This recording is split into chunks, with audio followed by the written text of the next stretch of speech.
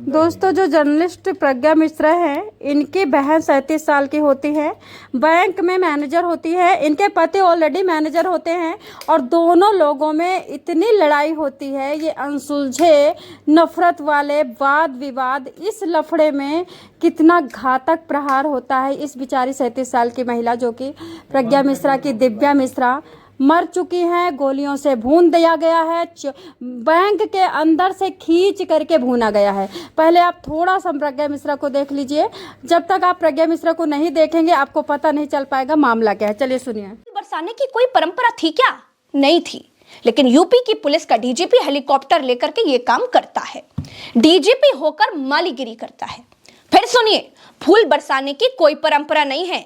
यही यूपी की पुलिस भाजपा को पॉलिटिकल लाभ देने के लिए कांवड़ियों के पैर धोती हुई दिखाई देती है, बल्कि ऐसी कोई परंपरा नहीं है। इसी पुलिस के सामने इस देश के प्रधानमंत्री कैमरे वैमरे लेकर के भगवान शंकर के गर्भगृह में घुस करके फोटो खिंचवा लेते हैं, जबकि ऐसी कोई परंपरा है क्या? नहीं है ना। इस देश में 2 कौड़ी के अनपढ़ नेता पुलिस का प्रोटोकॉल लेकर के बिना लाइन के भगवान जी के दर्शन कराते हैं, जबकि ऐसी कोई परंपरा है क्या? नहीं है। सेठ से लेकर हीरो हीरोइन के लिए भी यही यूपी की पुलिस अलग से व्यवस्थाएं कर देती है, यहां तक कि ट्रैफिक तक रोक देती है, जबकि ऐसी कोई परंपरा है क्या? बताइए। नहीं है। लेकिन इस देश में हिंदू धर्म के, फिर से सुनिए, संपूर्ण हिंदू धर्म के सबसे बड़े धर्मगुरु शंकराचार्य पालकी से। तो आप लोगों ने सुन लिया होगा, ये दिव्या मिश्रा की बहन प्रज्ञा मिश्रा है। उल्टा चश्मा की मतलब पत्रकार है, यो कह सकते हो कि आप ये उल्टा चश्मा के सीईओ हैं। तो ये सनातन धर्म पे बढ़िया से पाखंड को तोड़ती है, पाखंड के लिए बोलती है कि सब पाखंड कर रहे हैं। जैसे कि कांवड़ ले जाना पाखंड है, जैसे कि पुलिस कांवड़ गिर गई है या फिर कांवड़िया गिर गया है, उनके पैरों में कंकड़ या पत्थर लग गया है तो पुलिस उनको मलहम लगा दे या फिर उनको दवाई लगा दे, तो वो पाखंड बताती हैं। उसके बाद ये कहती है कि देखो क्या कहते हैं कि गर्भगृह में जाना पाखंड है मोदी जी का, ये पॉलिटिक्स, ये एजेंडा है, अपने मतलब भक्तों को अपने उसमें डाल करके वोट लेने की ये एक प्रकार से इनकी वो है। तो अभी मैं आपको बताना चाहूँगी, इनकी बहन की डेथ हो चुकी है। 16 साल से इनकी शादी हो गई थी। 16 साल की शादी को 4-5 साल से अपनी माँ के साथ रह रही थी। ये बहन है पीली टी शर्ट वाली, ये बैंक में मैनेजर थी, रिलेशनशिप मैनेजर थी। और सबसे बड़ी बात है कि ये दोनों बहनें काफ़ी पढ़ी लिखी है। एक पत्रकार है, जर्नलिस्ट है प्रज्ञा मिश्रा, जैसे कि आप देखती हो सनातन धर्म के पाखंड को तोड़ती हैं और मुस्लिम वगैरह के मतलब सपोर्ट करती है। ठीक है, तो इनकी बहन की हत्या इनके जीजा ने कर दिया। अब मैं आपको ये पूछना चाहूँगी कि मोदी में कमी निकालने वाले बैठे हैं भारत में, अब्दुल कलाम में कमी निकालने वाले बैठे हैं और इतने समझदार लोग घर में बैठे हैं, लेकिन फिर भी वाद विवाद अपने घर के सुधर क्यों नहीं पाते हैं? घर में बात की कमी, संवाद की कमी, एक दूसरे को समझने की कमी, पूरे विश्व को आप समझ सकते हो, लेकिन आप घर के इंसान को क्यों नहीं समझ पाते हो? घर के मसले क्यों नहीं संभाल पाते हो? घर के लफड़े लड़ाई झगड़ा क्यों शांत नहीं करा पाते हो? मोदी के लेवल की लड़ाई झगड़ा आप शांत करा सकते हो, उनकी कमियां निकाल सकते हो, उनके एजेंडा समझ सकते हो, उनका प्लान समझ सकते हो, उनकी पॉलिटिक्स बाजी समझ सकते हो, उनका पाखंड समझ सकते हो, लेकिन घर के नहीं समझ सकते हो। ये सबके ऊपर है, ये सबके ऊपर है। सबसे बड़ा विवेक बिंद्रा भाषण देने वाला, मोटिवेट करने वाला, अपनी बीवी को रात को गार्डन में लथाड़ लथाड़ के मारता है और फिर उसके बाद न्यूज़ चैनल की बहुत बड़ी बड़ी हेडलाइन बनता है और उनकी मोटिवेशन की किताबें पूरे विश्व में पढ़ी जाती है। और इतने बड़े वो को फाउंडर हैं और डायरेक्टर हैं, कई सारे बिजनेस खड़े कर दिए हैं, लेकिन बीबी के झगड़ों को वो नहीं संभाल पाते हैं।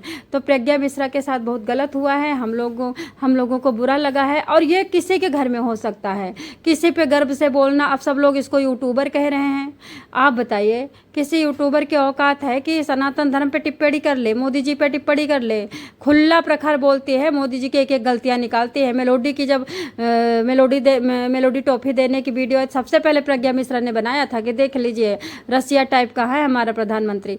तो दोस्तों, बस यही कहना था कि जिसकी बहन इतना अच्छा सुलझी हुई है, समझदार है, आंतरिक सुरक्षा और राजनीतिक पॉलिटिक्स सारे प्लान एजेंडा समझती है और मोटिवेशन और डिमोटिवेशन समझती है और गुमराही समझती है और क्रोध और डिप्रेशन समझती है है, लेकिन उसकी बहन हल्का सा क्या अपनी बहन से सलाह नहीं ले सकती थी कि क्या करना है। और सेकंड थिंग आपको एक बात और बता दे, तो गाँव की भाषा में चोर छिनार जिमारी जिनसे गंगा मैया हारी। अगर एक इंसान पागल है ना, तो उसको तो कोई प्रज्ञा मिश्रा क्या कोई नहीं समझा सकता। बात है ऐसी, ये बंदा है, ये अपनी बहन को क्यों मार दिया भाई? तुमने अपनी माँ को क्यों मारा था भाई? ये बंदा साइको था और इसको बीबी से नफरत होती थी कि बीबी इतने अच्छे ऊंचे ऊंचे काम करती है, बीबी गाड़ी चलाती है, बीबी इंग्लिश बोलती है, और हमें तो ऐसा ही लग रहा है। अब कह रहा है बदनाम करने के लिए इसने क्या किया, अपने उस पर फेसबुक पे व्हाट्सएप पे स्टेटस डाल के कह रहा है कि इसने मेरे से चीटिंग करी तो तुम भी चीटिंग कर देते, तो मारने वाले कौन हो? और इस महिला को तुम मार दोगे चीटिंग करी तो। लेकिन ये बदनाम करने की बात है।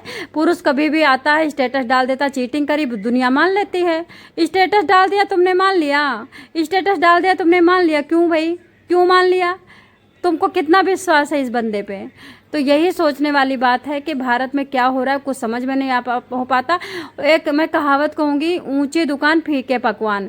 सेकंड में बताना चाहूँगी, ज़िंदगी नर्वस है, ज़िंदगी डिप्रेशन में है, ज़िंदगी डिमोटिवेशन में है, ज़िंदगी डिप्रेशन में है, लेकिन सबका एक ही सलूशन है, एक दिन मर जाना है, ज़्यादा रिस्क लेने की ज़रूरत नहीं है। पंछी करे न चाकरी, उल्लू करे न काम, दास मलुका कह के सबके दाता राम। अगर आप कुछ कर सकते हो तो अपने पुण्य को इकट्ठा करिए, देशभक्ति करिए। अगर आपके पास पैसे हैं तो, पैसे नहीं है तो देखो तो कुछ भी नहीं हो सकता। बिना पैसे के तो आप एक कदम चल भी नहीं सकते, बिना पैसे के तो आप एक घूंट पानी नहीं पी सकते। अगर आपके पास ज़्यादा पैसे हैं तो इस तरह से मारा मारी मत करिए, कट्टा वट्टा मत खरीदिए।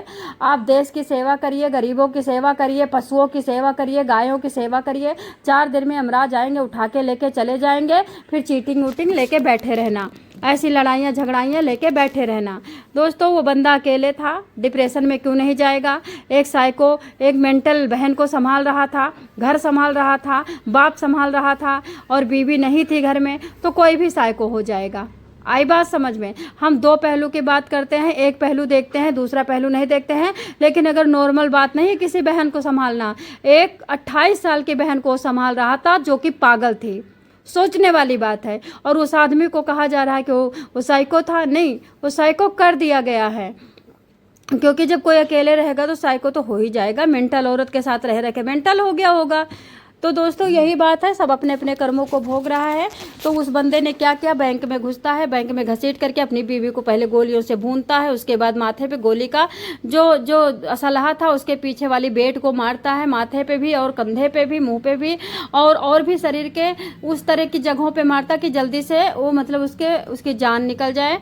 और फिर घर में लौट के आता है, ऑटो से जाता है और घर में लौट के आता है, अपनी बहन को मार के ख़त्म करके स्टेटस डाल देता कि मैंने अपनी चीटर वाइफ को मार दिया। अब चीटर करके बदनाम करके चला गया बेचारी को। ये भी तो गलत है ना कि भाई कैसी चीटिंग।